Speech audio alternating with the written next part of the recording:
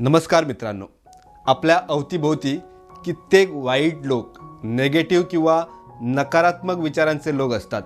मग या लोकांशी कसं वागावं हे सांगणारी खूपच सुंदर गोष्ट आज सांगतो. गोष्ट लहानच आहे पण खूप वर्षापूर्वीची आहे. श्रीनगरमध्ये एका आध्यात्मिक गुरूंचा आश्रम होता. अगदी मन प्रसन्न व्हावं असं थंड वातावरण.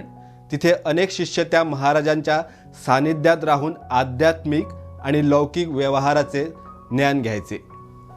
गुरुजींचा एक आवडता शिष्य होता. बरीच वर्ष तिथे शिकल्यानंतर तो घरी जायला निघाला. त्याचा आश्रमातला तो शेवटचा दिवस होता. त्याने निरोप घेण्यासाठी गुरुजींचा आशीर्वाद घेतला. त्यावेळी गुरुजींनी त्याला एक आरसा भेट दिला. गुरुजी म्हणाले, बाळा, हा एक आरसा आहे ज्यामुळे समोरच्याच्या मनात काय चाललंय त्याचे गुण अवगुण स्पष्टपणे तुला सर्व काही दिसेल.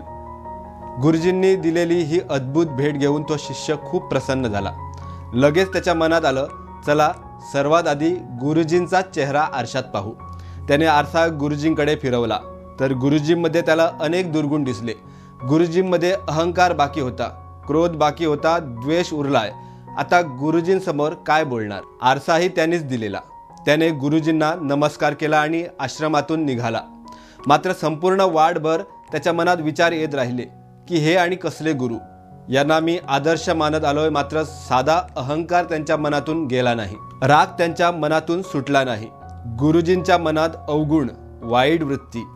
विचार करता करता गुरुजीवरील त्याचा विश्वास डगमगू लागला. गावच्या वाटेवर मामांचं घर लागलं. खूप वर्षांनी आलोय तर त्यांना भेटून जाऊ असा विचार करत तो मामांच्या घरी गेला. चहा पाणी झालं, आता निघणार तोच त्याला आपल्याकडील त्या चमत्कारी आरशाची आठवण झाली. त्याने लगेच मामांचा चेहरा आरशात पाहिला तर मामांच्या मनातही अनेक दुर्गुण. खिन्न मनाने तो घरच्या वाटेवर चालायला लागला. चालता चालता त्याला एक जुना मित्र दिसला. त्याच्याशी बोलताना अचानक त्याने आरसा काढला व मित्राला म्हणाला, पहा, हा आरसा किती सुंदर आहे, मला गुरुजींनी भेट दिलाय. त्या मित्राने आरशात पाहताच मित्राच्या मनातील सर्व अवगुण, काम, क्रोध, मोह, मत्सर आणि अनेक अवगुण त्याला समजले. त्याला खूप वाईट वाटलं. मित्रावरचा विश्वासच उडाला. दुःखी मनानं, जड पावलाने त्याने घरची वाट धरली. गुरुजींच्या मनात अवगुण, नातेवाईक मित्रांच्या मनात अविचार, दुर्गुण. विश्वास कोणावर ठेवायचा त्याला काहीच सुचत नव्हतं. एवढा डबल स्टँडर्ड, बोलणं एक, मनात एक. प्रत्येक विचारासरशी त्याचा मोहभंग. जगाविषयी आसक्ती कमी व्हायला लागली. संसारावरचा विश्वासच उडायला लागला. कधी पावलं घरच्या अंगणात पोचली कळलंच नाही. घरात प्रवेश करण्यापूर्वी त्याने विचार केला, एवढे सारे लोक अवगुणांनी भरलेले असले तरी माझे बाबा मात्र खूप चांगले आहेत. लोक त्यांना खूप मानतात. समाजात त्यांना मान आहे. त्यांचे मन निर्मळ असेलच. आईविषयी तर संशयच नाही. असा विचार करत तो घरात पोचला. त्याने बाबांना तो आरसा दाखवला तर त्याला बाबांमध्येही अवगुण आणि दुर्गुण दिसले. आईतही उणिवा दिसल्या. डोक्यावर हातोडा पडावा तसं डोकं सुन्न झालं. काय करावं सुचेना. तो तसाच तडकाफडकी उठला आणि गुरुजींच्या आश्रमात गेला. गुरुजींकडे आरसा देऊन तो म्हणाला, गुरुजी, काय दिलत हे तुम्ही घ्या आणि एकदा पहा या जगात नेमकं काय चाललंय. पहावा तो माणूस, पहावी ती व्यक्ती नेगेटिव्हिटीने भरलेली, दुर्गुण आणि वाईट वृत्तीत अडकलेली. इतरांचं सोडाच गुरुजी, आपल्यातले वाईट गुण अजून आहेत. तुम्ही सुद्धा तुमच्या दुर्गुणांना, अवगुणांना नष्ट करण्यासाठी प्रयत्न केले नाहीत. तुम्ही पण निर्मळ मनाचे नाही होऊ शकलात. यावर गुरुजी मोठ्याने हसले आणि म्हणाले, थांब थांब, किती बोलणार, किती अस्वस्थ होणार.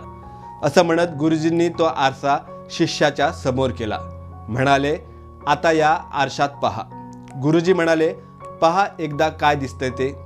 शिष्याने आरशात पाहिले तर त्याच्यासमोर आलेले चित्र खूपच भयानक होतं. कारण त्याचं संपूर्ण मनच मलिन होतं, दुर्गुणांनी भरलेलं होतं. निर्मळता कुठेच नव्हती. नाव घ्यावे ते दुर्गुण, काम, लालसा, क्रोध, ईर्ष्या, प्रत्येक अवगुण त्याच्या मनावर ताबा धरून बसला होता. गुरुजी म्हणाले, बाळा, हा आरसा तुला याचसाठी दिला होता. या आरशात तू स्वतःचे दुर्गुण पाहून हळूहळू त्यावर काम करशील. आपले दुर्गुण कमी करत करत चांगल्या सवयी, चांगल्या प्रवृत्ती आत्मसात करशील. चांगला माणूस बनशील. यासाठी तुला हा आरसा दिलेला. मात्र तू काय केलंस? आरसा मिळताच संपूर्ण दिवस सर्वांमध्ये उणिवा शोधत बसलास. इतरांमधील दुर्गुण शोधता शोधता स्वतःमध्ये असलेले अवगुण पाहावे याचं तुला एवढ्या वेळात कधीच भान राहिलं नाही. दुसऱ्यामध्ये कसले गुण आहेत हे पाहताना आपल्यात काय भरलंय हे मात्र पाहावं असं तुला वाटलं नाही. या जगात सर्वजण हेच तर करत आहेत. आपण चांगले व इतर लोक वाईट असंच सर्वांना वाटतंय. दुसऱ्यांच्या चुका दिसतात मात्र स्वतःचे अपराध दिसत नाहीत.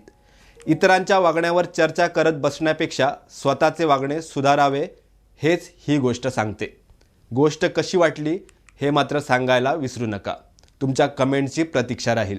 धन्यवाद.